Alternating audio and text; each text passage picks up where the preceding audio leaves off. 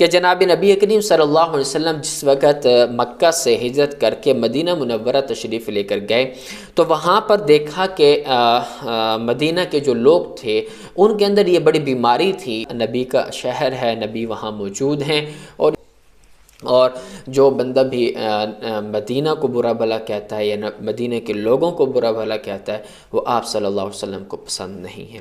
صرف یہ نہیں کہ یہ جو کریانے کے دکاندار لوگ ہیں، اس طرح کے لوگ ہیں جو پھل فروٹ والے، یہ جو ناپ تول میں کمی کرتے ہیں یا غلط چیزیں دیکھتے ہیں اس طریقے سے کرتے ہیں، یہ صرف ان کے لیے نہیں، یہ حقدار کو اس کے حق سے کم دینا تطفیف کہلایا جاتا ہے۔ نحمدہ ونسلم ونصلی علی رسولہ الکریم، اما بعد، فاعوذ باللہ من الشیطان الرجیم، بسم اللہ الرحمن الرحیم۔ آج ایک بار پھر تفسیر کے لیکچر میں آپ سے ملاقات ہو رہی ہے۔ آج کا لیکچر ہمارا سورۃ المطففین ہے، اس کو ہم شروع کر رہے ہیں۔ تو شروع کرتے ہیں آج کا لیکچر۔ اعوذ باللہ من الشیطان الرجیم، بسم اللہ الرحمن الرحیم۔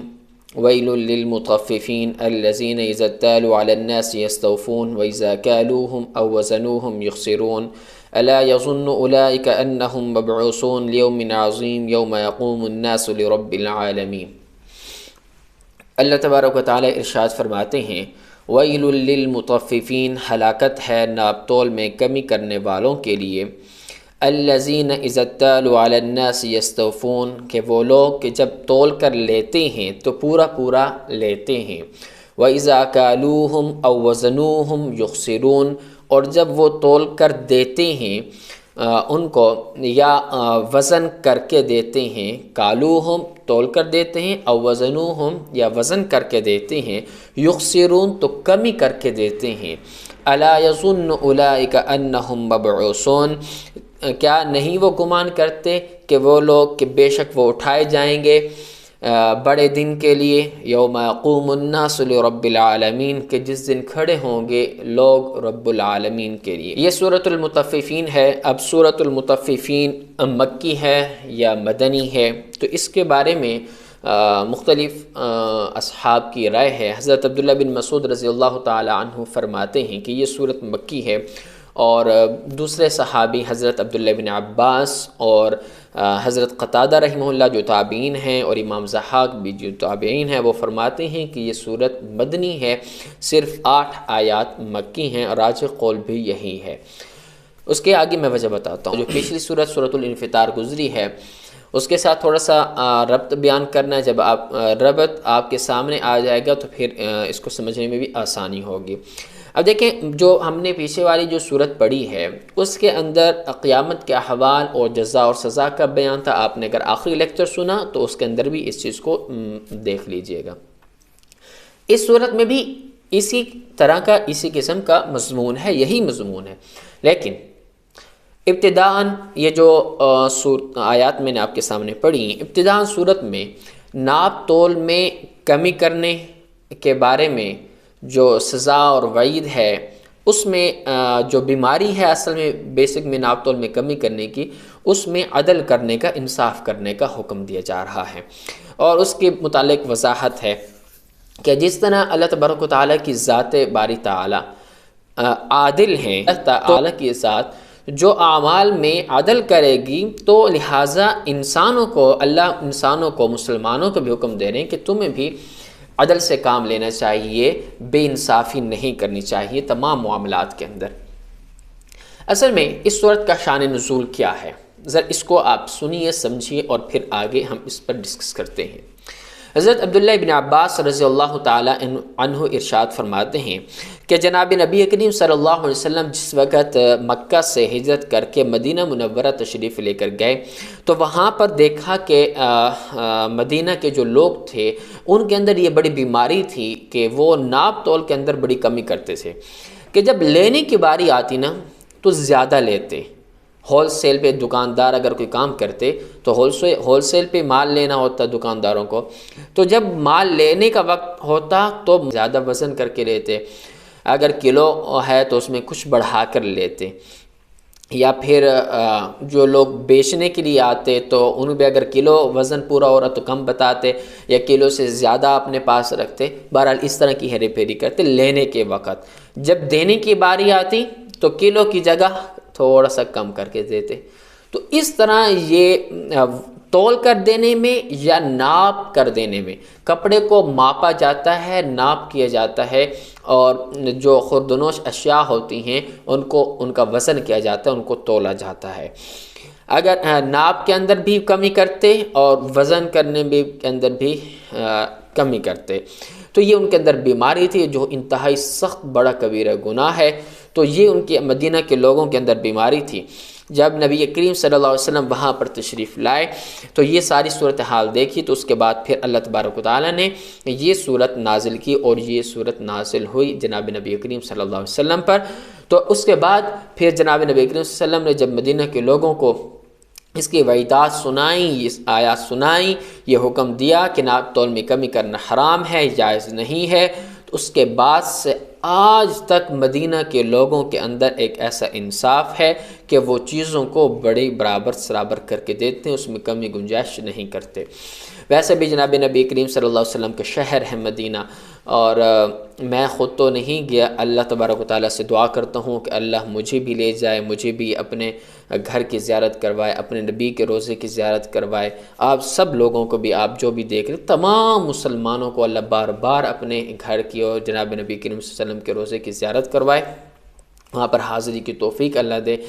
تو بہرحال میں خود تو نہیں گیا، لیکن جو لوگ گئے ہیں وہ بھی بتاتے ہیں کہ آج کل جب تک میں آپ کو ویڈیو ریکارڈ کروا رہا ہوں، یہ آپ سن رہے ہیں، سن تو پتہ نہیں کس وقت رہے ہیں، بہرحال جب تک کہ میں آپ کو یہ ریکارڈ کروا رہا ہوں اس وقت تک یہ ہے کہ وہاں پر حالات اچھے ہیں کہ لوگ ناپ تول میں کمی نہیں کرتے، اور ہمیں امید ہے انشاءاللہ نبی کا شہر ہے، نبی وہاں موجود ہیں، اور اس قیامت تک مدینہ کے لوگ بڑے انصاف کرنے والے ہوں گے، ناپ تول میں کمی کرنے والے نہیں ہوں گے، نہیں کریں گے ناپ تول میں کمی کرنی، اور اچھے طریقے سے وہ اپنی تجارت کرتے ہوں گے۔ اور ویسے بھی جناب نبی کریم صلی اللہ علیہ وسلم نے ارشاد فرمایا کہ اہل مدینہ سے محبت رکھو، اور جو بندہ بھی مدینہ کو برا بھلا کہتا ہے یا مدینہ کے لوگوں کو برا بھلا کہتا ہے، وہ آپ صلی اللہ علیہ وسلم کو پسند نہیں ہے۔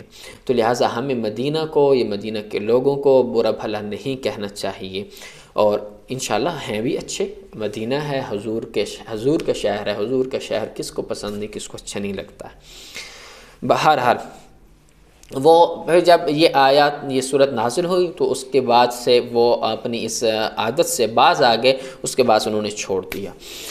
تو اب کیا آیات کی طرف دیکھی تو اس کو پھر سمجھنے کی کوشش کرتے ہیں۔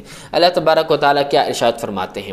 وَيْلٌ لِّلْمُطَفِّفِينَ۔ مقصد کیا ہے اس آیت کا؟ مقصد یہ ہے کہ جو لوگ ناپ تول میں کمی کر کے دوسرے لوگوں کا حق کھاتے ہیں، ان کے لیے ہلاکت اور عذاب ہے جہنم کا۔ تو ایسے شخص کو جو ناپ تول میں کمی کرتا ہے مطفف کہا جاتا ہے۔ مطفف تطفیف سے ہے، اور تطفیف کرنا یہ فعل حرام ہے۔ اب دیکھیں اس چیز کو ذرا سمجھیے، یہ اتنا بڑا گناہ ہے، اتنا بڑا گناہ ہے کہ آج اس میں اللہ تبارک و تعالیٰ نے صراحتاً الفاظ میں ارشاد فرمایا ویل۔ ویل کا لفظ ایک ہلاکت کے لیے ہوتا ہے، صراحتاً اللہ نے ارشاد فرما دیا ہے کہ بھی ہلاکت ہے ناپ تول میں کمی کرنے والوں کے لیے۔ اب ذرا اس کی صرف میں آپ کو مزید وضاحت کرتا ہوں، صرف یہ نہیں کہ یہ جو کریانے کے دکاندار لوگ ہیں، اس طرح کے لوگ ہیں جو پھل فروٹ والے، یہ جو ناپ تول میں کمی کرتے ہیں یا غلط چیزیں دیکھتے ہیں اس طریقے سے کرتے ہیں، یہ صرف ان کے لیے نہیں، یہ میرے لیے بھی ہے اور آپ دیکھنے والوں کے لیے بھی ہے، ہم سب کے لیے، جتنے لوگ ہیں۔ میں اس کی مزید وضاحت کروں گا تو آپ کو پتہ چل جائے گا انشاءاللہ۔ دیکھیں مقصد کیا ہے، ہاں کہ اس میں تطفیف کرنا۔ اب تطفیف کہتے کس کو ہیں؟ تطفیف کہتے ہیں کہ کمی کرنا۔ اس میں اس آیت کی تشریح میں مفسرین کیا فرماتے ہیں؟ مفسرین لکھتے ہیں کہ حقدار کو اس کے حق سے کم دینا تطفیف کہلایا جاتا ہے۔ اب حقدار کا حق کیا ہے؟ حقدار کا حق میں اس کی مزید وضاحت کرتا ہوں۔ ایک تو ہے کہ اس کو میں بڑے الفاظ میں بیان کروں، ایک ہے اس کو میں سادہ سے الفاظ میں بیان کروں۔ ایک تو بڑے حق، اگر آپ وراثت میں دیکھیں، وراثت صحیح تقسیم نہیں کریں گے تو اس میں بھی تطفیف ہے، گناہ ملے گا۔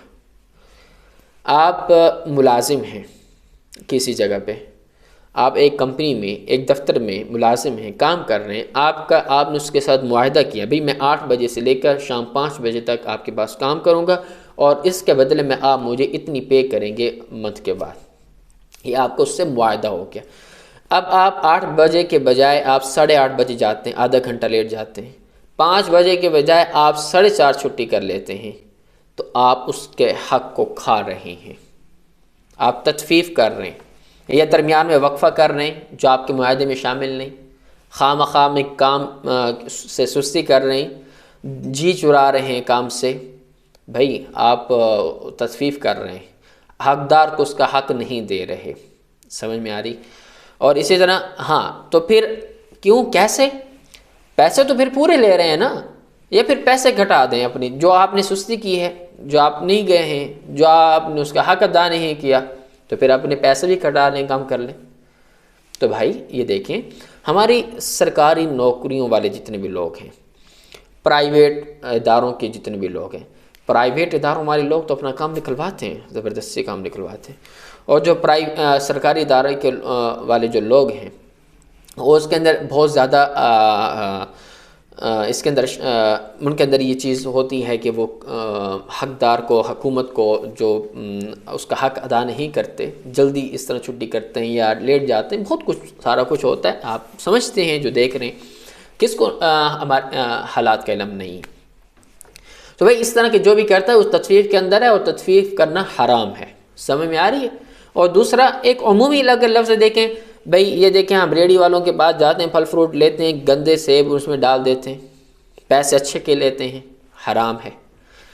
اب میں ایک دن ویڈیو سامنے آئی ہوئی تھی کہ اس کے اندر گندم کی بوریوں کے بھرے ٹرک وہ کہیں جا رہے ہیں، ان کو سیل آؤٹ کیا انہوں نے۔ اب چیکنگ والے نے چیک کیا، اس کے اندر وہ ڈالتے ہیں، سو سا مارتے ہیں، تھوڑے سے نکالتے ہیں، بھائی جتنا اس کے اندر وہ پائپ کے اندر سے جتنے وہ دانے آتے تھے نا، ان دانوں سے زیادہ ریت بھری ہوئی تھی۔ کیا یہ تطفیف ہے؟ حرام ہے اس طرح کے کام کرنا۔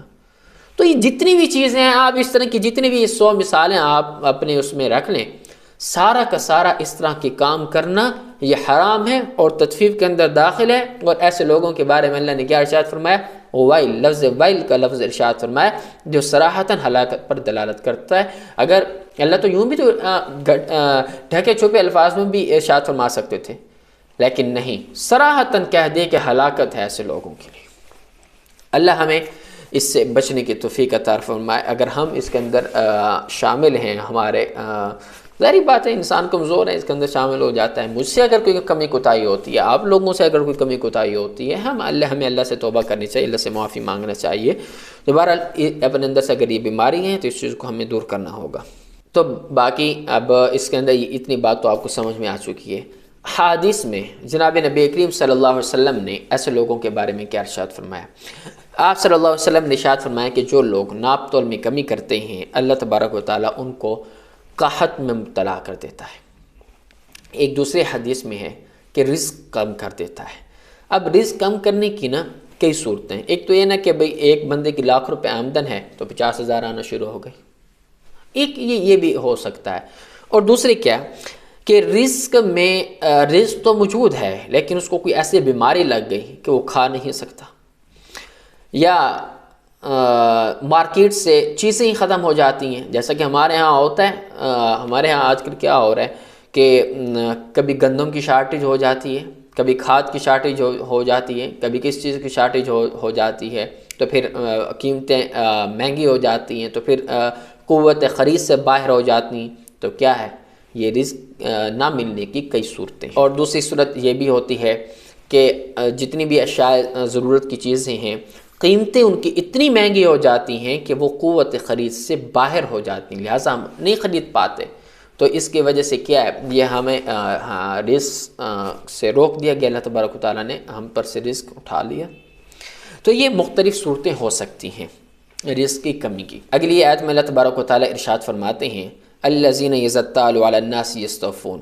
اس آیت میں ان کی خیانت اور مکر و فریب کا ذکر کیا کہ اپنا نفع تو سوچتے ہیں اور دوسروں کا نقصان سوچتے ہیں، دوسرے کا نفع نہیں سوچتے۔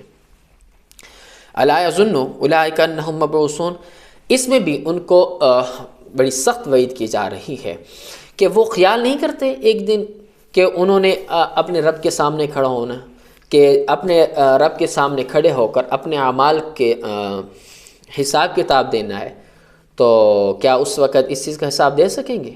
بھائی اس وقت تو چلیں، ایک چیز میری چوری پکڑی گئی بالفرض، میں نے ایک آدمی تھا، اس کو میں نے ناپ تول میں کمی کر کے میں نے اگر کلو کا میں نے اس پیسے لیے اور میں نے اس کو 3 پاؤ دے دی تو میری چوری پکڑی گئی، پورا 1 پاؤ کم تھا۔